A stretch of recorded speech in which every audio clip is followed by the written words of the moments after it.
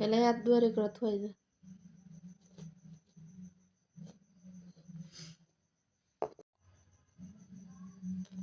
শুক্রবার যেমন স্পেশালি একটা দিন, তবে সন্ধ্যায় মুড়ি মাখা না খেলে কিন্তু ভালোই লাগে না।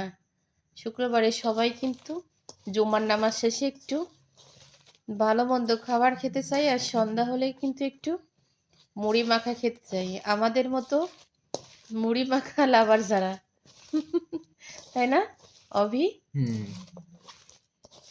এগুলো অল্প করে মুড়ি দিবা, চানাচুর সাথে নাও।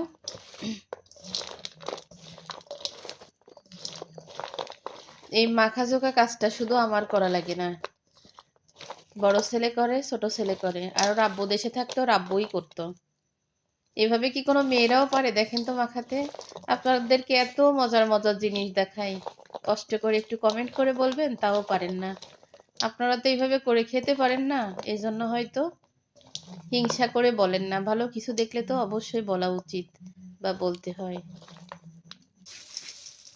আর না একদম অল্প।